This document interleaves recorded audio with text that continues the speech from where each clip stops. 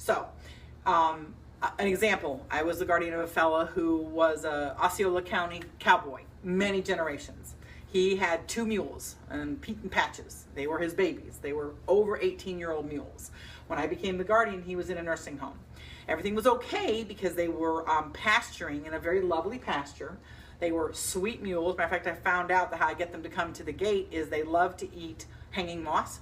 So you just grab a big chunk of hanging moss and you wave it at the gate and they come running. This is one of my favorite stories. It's easy to catch them. Not catch them, but get them to come to you. So a couple months go by, everything's going okay. I'm paying pasture rent for the mules to be able to stay there, and I get the dreaded call, which I didn't even expect. They were selling that land, and Pete and Patches have to go somewhere. Oh, wow. And it was terrible because I didn't really know where they would go. They were very elderly mules. They were well over 18 years old. They're not exactly sellable. What I did know is my client would never allow them to go to slaughter.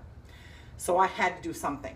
I got very lucky, or maybe hard work, one and the same, and found the actual breeder who bred those mules when my client got them as very young babies 18 years ago.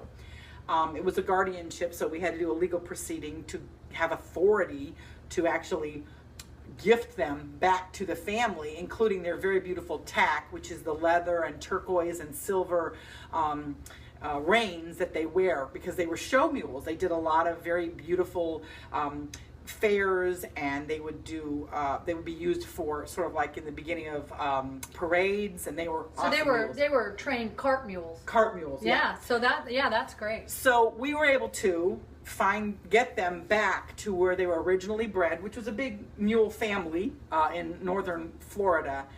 The point of all this was I had no idea this was coming.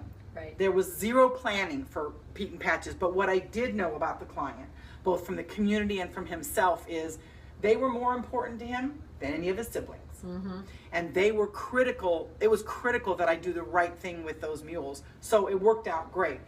It could have gone terribly bad. It could have, because you can imagine what would have happened if the guardian had not been mule friendly, or a pet person, or somebody who was as tenacious as Teresa is in terms of figuring out what's the best option.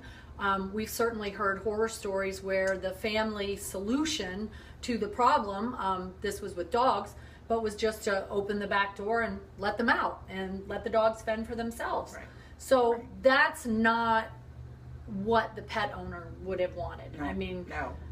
I would cringe at the idea. In fact, one of my little dogs went missing for 30 minutes the other day, and I thought he was going to have a nervous breakdown.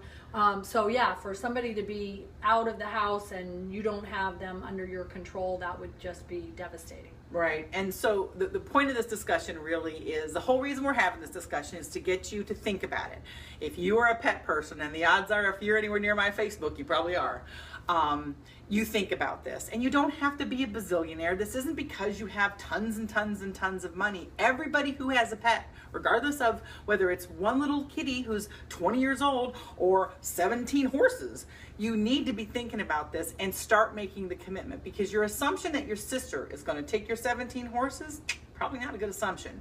Or that your brother is going to take your little dog who maybe isn't always perfect at potty training and maybe isn't always the best little dog in the world. Your brother is going to say, I'm not taking that stupid mutt. He doesn't like the dog.